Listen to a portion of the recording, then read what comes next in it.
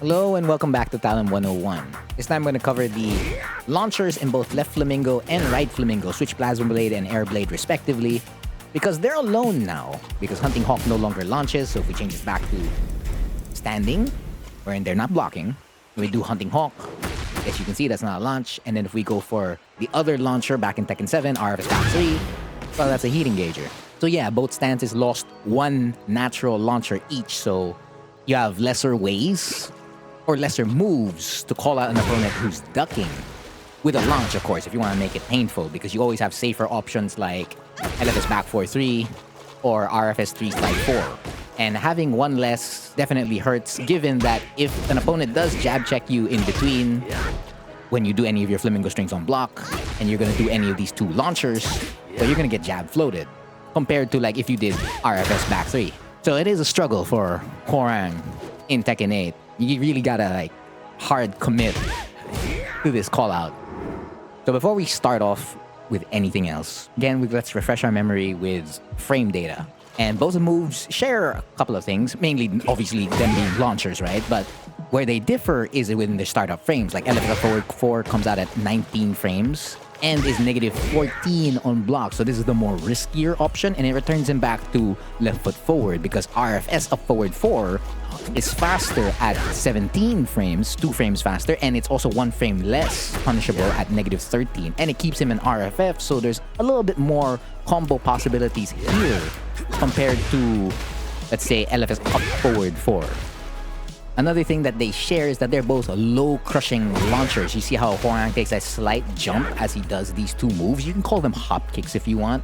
And if we tell Lily to do a basic low, standard down 4, right? So standard down 4, we're gonna use the least amount of frames we can get in both Left Flamingo and Right Flamingo. So after, let's say you do something like LFS 3 forward and then do LFS of forward 4, you still cleanly beat a basic down 4 with LFS of forward 4. And now for Right Flamingo, I know you can do down back 4 and get like negative 1 on block into it, but for the sake of this video, we're gonna use right parabellum kicks, RFS F4, which is 0 on block, and if we throw it out, it'll still more or less do the job, which is great. So they're both low crushing launchers in Flamingo, and yeah, if the opponent does jab float you, as we mentioned earlier, well, it sucks, because yeah, that's a float combo both ways, or not. So I guess RFS of forward 4 a little bit on the safer side, but there'll be other scenarios where, yeah, exactly, like after 1-2-4, where you'll get jab floated for a combo. Another thing these two moves share, besides being like low crushing launchers in a stance, is that they're also combo extenders. So LFS of forward 4 is a tornado, and so is RFS of forward 4. Now, of course, you always see LFS of forward 4 in most of the DNB combos. You open up any YouTube video, and you're probably gonna find LFS of forward 4 showcased there, because RFS of forward 4 has been used more for like shorter wall carries, or if like you have heat active because you spend tornado early. So let's like do a short example here, right? And you have heat active already, you dash, and then like you continue the combo like so. So it's just like, okay, they both launch, they both low crush, and they're both combo extenders. That sounds like a lot of things for like a launcher, right? Yeah, it does.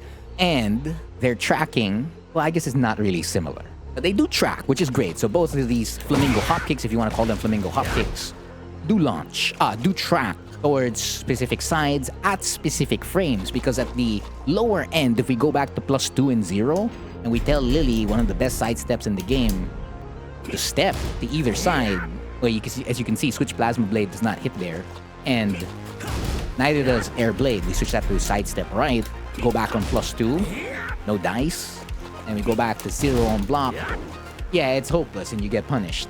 So it's hard to like use these moves like immediately, right? You need to make sure you have a mix-up in place, or use a move that stabilizes the mix-up, so something like RFS F4, because it's like, hey, stop stepping, stop pressing kind of thing, and that'll like force the opponent to like start ducking. In LFS's case, that could be like LFS DF3 if they're stepping towards the right. It's just like, hey, stop moving. And then LFS back 4-3 as well could help. So when do they start tracking? Well, at +3, you can get LFS up forward 4 to start tracking in a specific direction. So we're gonna use the basic Flamingo, right? 1-2-3 and 1-2-4. So we're gonna go 1, 2, 3 into LFS forward 4 versus sidestep left. Doesn't work. So let's go to sidestep right. Doesn't work either. Now, if this was a weaker sidestep, there's a good chance it could go in. But we are not testing against a weaker sidestep. We are testing against the cream of the crop. And that's what matters here. So against weaker sidesteps, there's a chance you could catch at +3. But if you want to be more safe, the actual number is +5 versus sidestep right. Like so. You see how Lily gets caught there? So up 3 into LFS forward 4, and that is +5. We switch to sidewalk right. Still gets caught. Now, switch Plasma Blade is not catching the left. Pretty much ever. Not at all. So if your opponent is stepping towards the right, you do have a call out to launch them with, which is great because now instead of like getting a 3-4 knockdown for a hit confirm, if you have the hit confirm, if not, you know, just the knockdown right on a hard read or on the freeze screen, at least you can swap that with like a launcher, which is great. For RFS up forward 4, Air Blade, the number you need to be at is +8. So just to show you like +3 and the +5, right? So +3, nothing.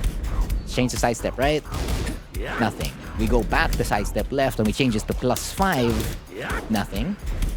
Sidestep right, nothing. Yeah, so +3, +5, unlike LFS forward 4 where there is a chance. There's none. There's just none for there's none for Airblade. It'd be. But +8 is the specific number you want. And what's interesting is that it beats both sidesteps but not sidewalks. So you need to see it to believe it. So again, Lily, sidestep left. We're gonna use F4 because F4 puts Hwoarang at +8. And it's like at point blank as well.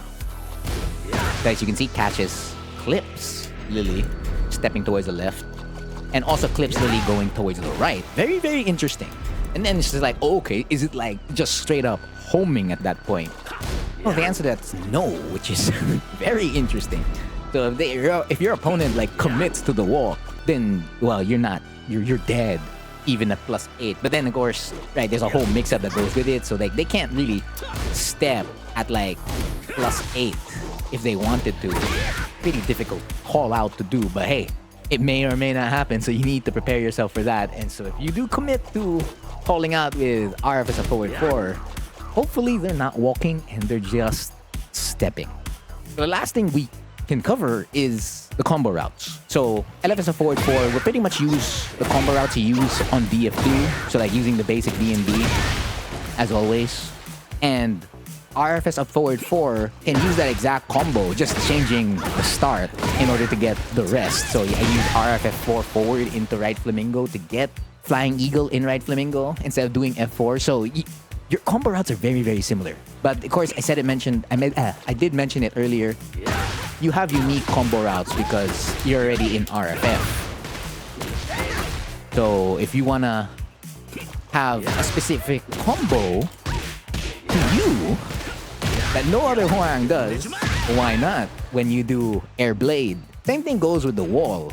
Your options could differ. So like if you get LFS forward 4, you can do the same old 2-hitting Tornado for 64 damage, minimum, roughly 60 plus damage. And then for RFS up forward 4, you can do exactly the same thing without the stance switch, right? But like since you're already in RFF, you could do something else and surprise your opponent. Yeah, I know it's weaker, but like, again, you could do more stuff. So just to recap again for both of these moves, these are your low crushing launchers in both Left Flamingo and Right Flamingo. They're around -13 to -14. Of course, LFS version again being the more unsafe version, but yeah, besides that, they track only when you have more frames on your hands. So think usually +5 for left, and then of course +8 for Right Flamingo. But besides that, it is a risk you incur if the opponent does walk towards the left, generally for both of them. And if they do jab check you in Left Flamingo or Right Flamingo. So that's everything I know about Switch Plasma Blade and Air Blade. That has been the lesson for this video. I've been Frontier, and thank you for watching.